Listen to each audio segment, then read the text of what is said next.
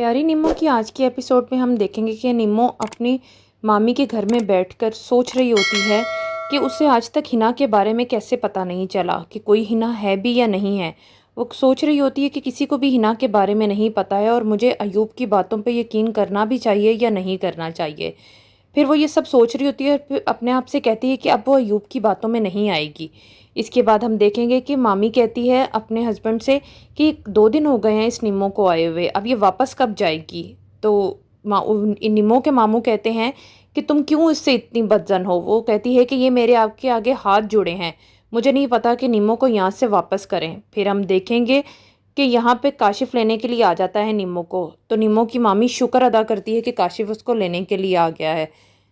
निम्मो के मामू काशिफ से कहते हैं कि मुझे तुमसे एक बात करनी है ज़रूरी। वो कहते हैं कि तुम्हारे माँ बाप का रवैया निम्मो के साथ बिल्कुल ठीक नहीं है। वो कहता है हाँ, इसी सिलसिले में मैं नया घर ले रहा हूँ अलग रहने के लिए। निम्मो के मामू कहते हैं ये अच्छा फ़ैसला है। निम्मो यहाँ आती है और काशिफ उसको साथ चलने के लिए कहता है और निम्मो मना कर देती है। निम्मो कहती है कि उसे 2 दिन यहाँ पर और रहना है। फिर हम देखेंगे कि काशिफ निम्मो से कहता है कि उसे उसके साथ अकेले में बात करनी है। निम्मो और काशिफ अकेले बैठे होते हैं। निम्मो पूछती है काशिफ से कि ये हिना कौन है। वो एकदम परेशान हो जाता है कि इसको हिना के बारे में कैसे पता है। और ये सब बातें निम्मो के मामू सुन रहे होते हैं। काशिफ उस पर गुस्सा करने लग जाता है कि तुम्हें ये सब बातें बता कौन रहा है। निम्मो घबरा कर कहती है कि कोई नहीं बता रहा है मुझे। तो काशिफ उसको जवाब में कहता है कि अगर तुम्हें कोई नहीं बता रहा है तो हिना भी कोई नहीं है, तुम ये सुन लो। और ये कहकर वो गुस्से में वहाँ से चला जाता है। फिर हम देखेंगे कि निम्मो अपने मामू के गले लगकर रोने लगती है और वहाँ दूसरी तरफ शीबा कहती है नवीद से कि उसे उसके घर वालों से मिलना है। वो कहता है कि मेरा घर वालों का यहाँ पर कोई भी नहीं है। वो फिर भी ज़िद करती है कि उसे उसके घर वालों से मिलना है।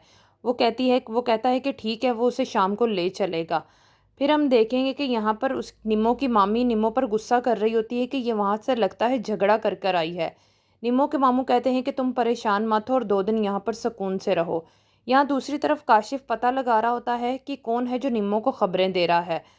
और यहाँ पर हम देखेंगे कि काशिफ की माँ और बहन कह रहे होते हैं कि किसी तरीके से भी वो यहाँ पर घर पर आ जाए तो हम उसे जलाकर मार देंगे और खुदकुशी का इल्ज़ाम लगा देंगे।